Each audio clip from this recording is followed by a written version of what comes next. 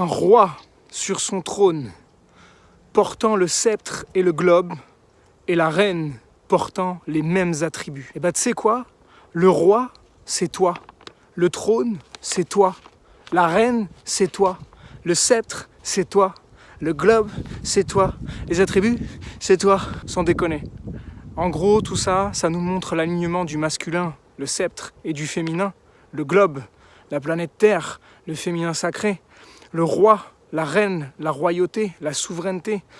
Ça y est, il est temps de remonter sur notre trône et de reprendre notre souveraineté individuelle. La cloche sonne. Ah non, mais on va dire que oui quand même.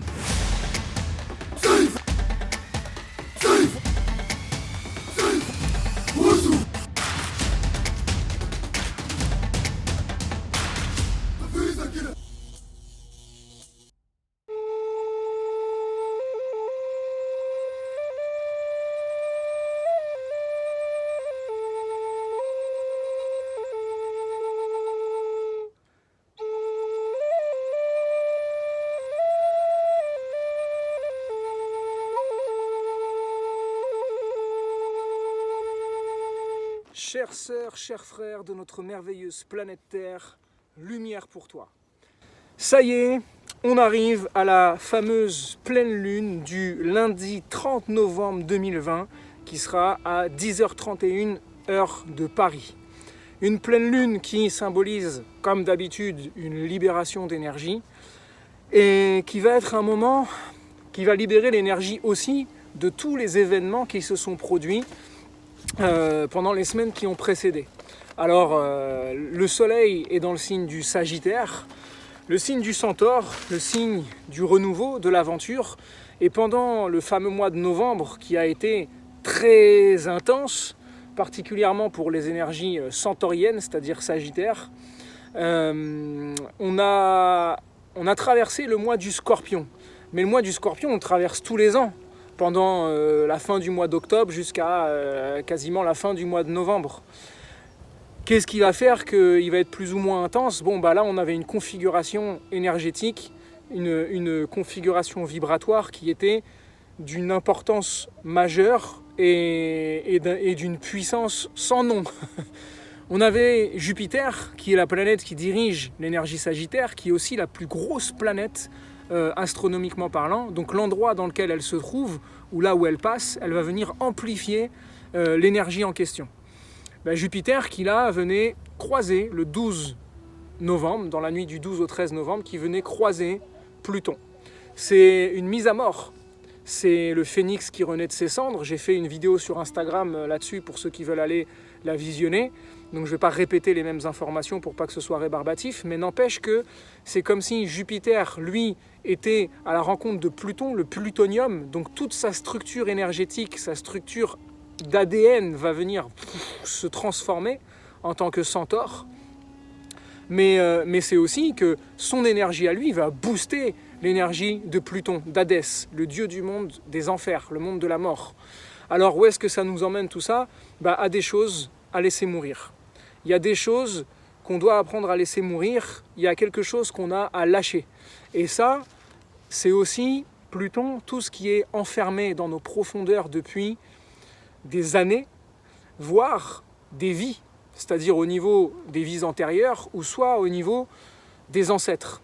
On parle de transgénérationnel là aussi. Donc tout ce que tu portes en toi en termes de mémoire, mais pour moi c'est quasiment la même chose, parce que comme on choisit sa famille, on va aller dans le patrimoine génétique qui va représenter les mémoires qui correspondent à la vibration de mes mémoires en tant qu'âme. Donc je choisis la famille qui va coller à ça et qui va me permettre d'accueillir, ou en tout cas de me véhiculer à travers un corps biologique qui est porteur de toute cette structure organique d'informations qui correspondent à mes mémoires aussi. Donc qu'on parle de transgénérationnel ou de vie antérieure, pour moi là c'est kiff-kiff, c'est la même chose.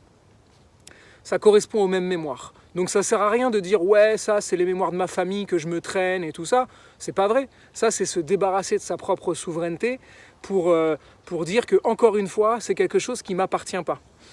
C'est pas que ça m'appartient ou que ça ne m'appartient pas, c'est que j'en fais l'expérience, et si j'en fais l'expérience, c'est que je l'ai choisi.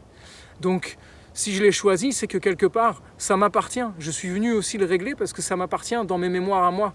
Et ma famille me fait juste le cadeau de pouvoir remettre le doigt dessus. Sauf que là, Jupiter, c'est l'engrais qui va venir faire remonter tout à la surface. Donc tout ce qui était enfoui, ou tout ce qui a pu être enfoui pendant des générations et des générations, voire des vies et des vies, tous les dossiers ou tout ce qui a été accumulé en termes de noirceur, hein, parce que Pluton, c'est pas que la fête du slip. Hein. Là, Jupiter, il va les amener à la conscience. Alors aussi bien au niveau collectif, évidemment qu'on s'apprête encore à avoir des révélations. Il y a des choses qui vont encore péter pour les mois à venir sur la réalité ou une forme de réalité sur le véritable fonctionnement de ce monde dans lequel on vit. C'est Matrix, hein. Vraiment, regarder Matrix à nouveau, je pense que c'est d'une actualité totale.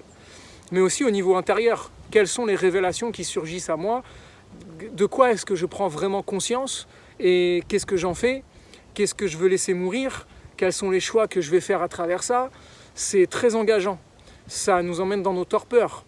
Et le Sagittaire qui lui a l'habitude d'être assez libre, là il se retrouve un peu prisonnier de ses torpeurs. Il a besoin de liberté, le Sagittaire, le Centaure. Alors c'est pas parce que je parle des Sagittaires que tu n'es pas Sagittaire, à ta connaissance, que tu n'es pas concerné par cette énergie. Je rappelle encore une fois que les 12 énergies du zodiaque sont 12 archétypes qui font partie intégrante de ta structure, de ma structure, de tout le vivant. Tout ce qui est incarné, ou pas d'ailleurs, en tout cas tout ce qui fait partie de ce plan de la matière. Et donc là, pour cette pleine lune, cette libération d'énergie, on a le soleil qui est en Sagittaire. On a passé le mois des torpeurs et là, ça y est, on commence à s'élever. Là, il y a besoin d'aller élever avec un nouveau système philosophique, une nouvelle façon de penser, une nouvelle perception de la réalité. Rappelez-vous que c'est le centaure, il tire sa flèche avec son arc. Si je suis psychorigide dans ma façon de penser, c'est-à-dire que je garde des pensées sclérosantes, plutoniennes, anciennes, qui me font du mal, je ne vais plus pouvoir tirer mes flèches. Et donc je sclérose mon propre système et je me crée des problématiques énergétiques et donc par la suite physiques. Mais c'est pareil ici, j'ai aucune façon de penser bien établie, avec un système de valeurs qui me correspond à l'instant T, qui n'est pas la vérité ultime, mais la vérité de mon instant, là où j'en suis dans mon évolution. La corde elle va être trop molle, donc je ne vais pas pouvoir non plus tirer des flèches. Il y a besoin d'avoir une juste tension pour pouvoir tirer la flèche correctement et qu'elle aille le plus loin possible. Mais une fois qu'elle est partie, ça ne m'appartient plus. Le cheminement qu'elle a fait ne m'appartient plus. Je peux voir si elle va atteindre la cible, mais ça ne m'appartient plus finalement. Derrière, je peux travailler ma concentration sur le seul impact que j'ai, c'est la façon dont je tire mes flèches. Et les flèches, c'est quoi ? C'est tes pensées. Donc, d'où l'importance majeure, une fois qu'on a traversé le monde des enfers et Pluton, le mois du Scorpion, avec ce fameux passage Jupiter-Pluton en plus qui décuple ça, quelle est la façon de penser maintenant que j'ai besoin de créer, que j'ai besoin de toucher, que j'ai besoin de co-créer et d'élaborer pour pouvoir aller vers une aventure de vie renouvelée, une aventure de vie qui correspond beaucoup plus à qui je suis en tant qu'âme maintenant. Alors c'est pas facile, parce que là ça nous demande du gros travail. Il y a beaucoup de choses à lâcher encore. Si le soleil il est en Sagittaire, c'est que la lune elle est en Gémeaux. C'est une lune de communication. Il y a besoin de rétablir la communication avec le monde de l'inconscient. Il y a besoin de rétablir la communication avec le monde de l'âme, avec ce qui va venir nous enrichir. Alors communiquer, ça peut être par l'écriture, le monde des Gémeaux est très fort là-dedans, grâce à des livres, je vais prendre un livre et puis je vais ouvrir au hasard, il va me donner une connaissance qui va me donner une perception renouvelée des choses. Mais ça peut venir par une parole que tu vas entendre, ça peut venir par des gens que tu vas croiser, par un système de rencontres. C'est le moment où là, les échanges se font. C'est le moment où on va avoir le besoin de retrouver la communication avec son âme pour rebâtir un nouveau système de perception, pour rebâtir un nouveau système de perception de la réalité. Et c'est ça l'aventure de vie. Le centaure qui veut voyager partout, c'est une chose, il a besoin de voyager, de découvrir d'autres univers, d'autres pays, parce que c'est ça qui l'enrichit et qui ouvre son esprit sur d'autres façons de penser, mais c'est surtout intérieur. c'est surtout à l'intérieur. Comment est-ce que je voyage? Comment mon voyage de vie prend tout son sens? C'est la quête de sens. Comment je rétablis une communication avec mon âme qui va me permettre de trouver, ou plutôt de retoucher du bout du doigt, le véritable sens à ma vie. Et ça demande des modifications. Et si ça demande des modifications, ça veut dire que ça demande parfois des choses à lâcher, c'est-à-dire à laisser mourir. Et c'est pas facile, mais on y est encore. Mercure, qui est la planète directrice de cette pleine lune, Mercure qui est la planète des Gémeaux, se retrouve dans le signe du Scorpion. Donc pour cette pleine lune, on a bien le dialogue, Mercure, le messager des dieux, qui est dans le monde de l'inconscient, le monde de Pluton, le monde d'Hadès, c'est ton monde. C'est tout au fond de toi, le monde des enfers. C'est tout ce qui a été refoulé, toutes les pulsions, toutes les colères, toutes les violences, la sexualité, l'instinct. Tout ça, c'est tout ce que la morale ou la tradition ou la société, la bienséance, les mœurs ont fait de façon à ce que tu refoules tout ce qui n'allait pas dans ce sens-là. Parce que si j'allais dans le sens de mes pulsions et de ce qui m'animait, j'allais violer les codes moraux de la situation ou de la société ou de la culture dans laquelle je vis. Et donc, l'être humain est un être grégaire, hein, donc il vit en communauté. C'est quelque chose qui est profondément inscrit dans nos gènes, dans notre système. Et donc, ne pas aller dans le sens de la communauté, c'est être laissé en marge. Et être laissé en marge, c'est potentiellement mourir dans la nature tout seul. Et ça, c'est inscrit en nous, mais on n'en est plus là. C'est pour ça que c'est important que maintenant on se réélève avec ça. On est une grande fraternité du vivant et on n'est pas tout seul en plus. Donc Mercure, qui lui est encore à chercher des clés, Hermès, dans le monde, de ton monde des enfers, avec un soleil en Sagittaire, c'est le moment d'aller les réélever. C'est le moment d'aller remonter avec les clés. Quelles sont les clés qui, pour cette pleine lune, ou à partir de cette pleine lune, vont commencer à remonter à la conscience, à remonter à ta conscience pour pouvoir avancer avec ces nouvelles donnes, avec ces nouvelles clés. Et si tu avances dans la vie avec de nouvelles clés, forcément, tu n'avances plus dans la même réalité. Les portes que tu vas ouvrir dans ta réalité ne vont plus être les mêmes. Tu as ouvert ta conscience à un nouveau schéma de perception dont tu n'avais pas conscience avant. Et elle est là l'avancée. L'autre point important qu'on a, c'est aussi une belle opposition entre Vénus et Uranus. Alors là, la sphère relationnelle, elle en prend un gros coup.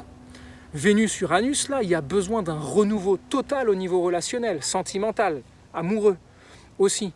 Il y a besoin d'aller libérer nos besoins, d'aller les assumer, nos besoins originaux, d'aller les mettre en lumière. Uranus, qui est la planète de la lumière, elle va demander à mettre en lumière ce qui surgit au niveau du couple. Et Vénus, elle est où?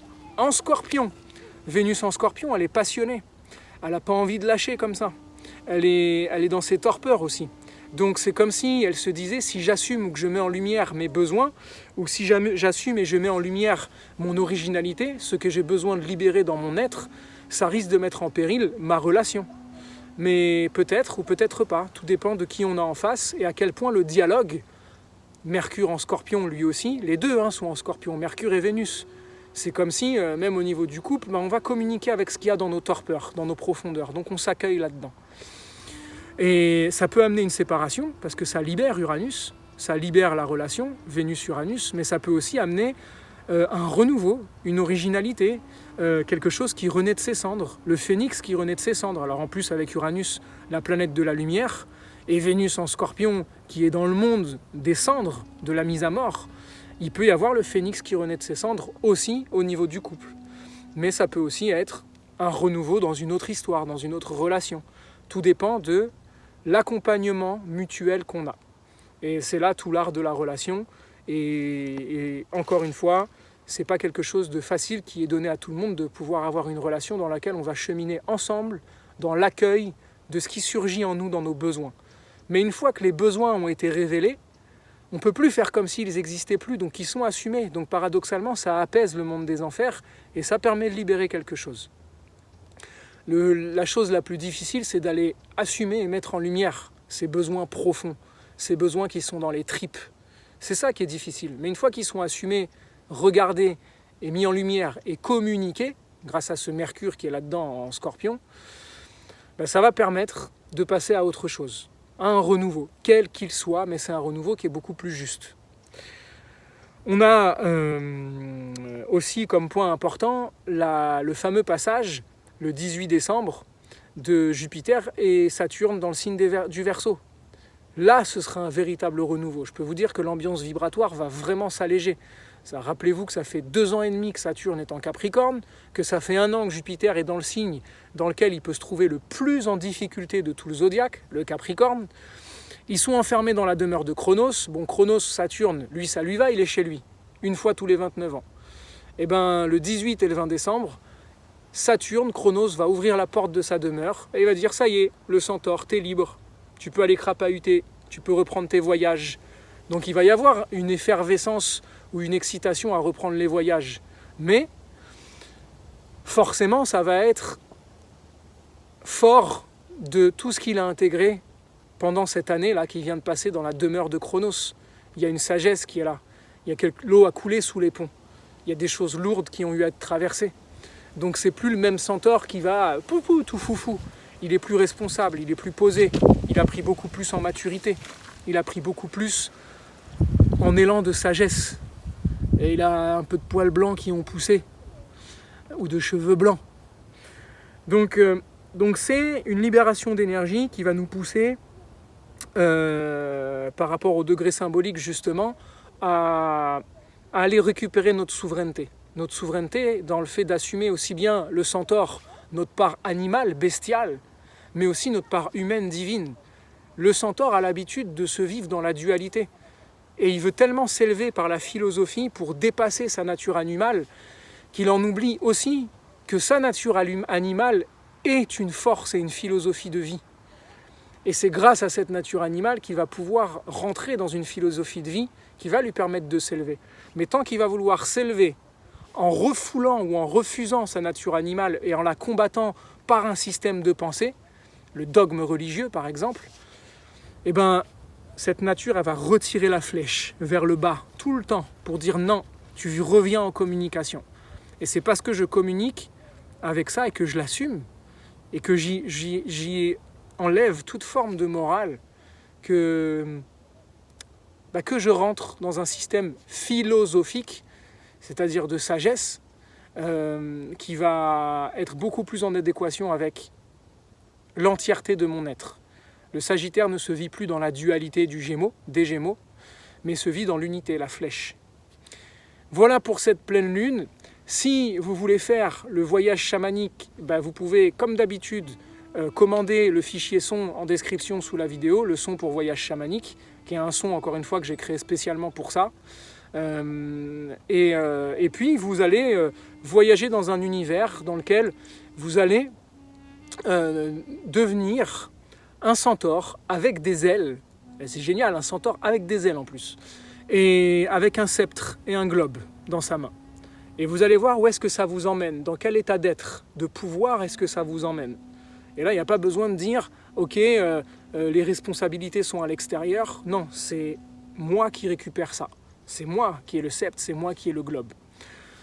Et vous faites ce voyage et vous voyez ce qui se manifeste à vous, en termes d'enseignement, en termes de rencontres, ce que vous pouvez rencontrer dans cette sphère. Et également, je réannonce ici le lancement de la formation astrologie Johan t'ouvre son antre, donc la formation de base, qui est en 3 sentiers. Là, c'est le premier sentier, le sentier de base, qui est très dense. Le lien est dans la description sous la vidéo. La formation est en ligne, sous forme de vidéo, de support pédagogique, mais surtout, avec des méditations et des voyages chamaniques qui vont vous permettre d'aller à la rencontre des énergies pour vous former sur les bases de l'astrologie et pas faire de vous des astrologues, encore une fois, c'est important que je le répète, mais de faire de vous des praticiens en astrologie, de façon à ce que vous puissiez savoir déjà lire votre propre thème, aborder les bases du thème de quelqu'un d'autre, mais ça va vous donner la sensation, ça va vous donner tout le degré de lecture vibratoire dont vous avez besoin. Donc tout est dans le lien sous la vidéo. Si vous avez besoin de quoi que ce soit, n'hésitez pas à laisser un commentaire sous cette vidéo ou à prendre contact avec moi. Et surtout, quoi qu'il arrive, souviens-toi toujours, va vers toi et garde la lumière.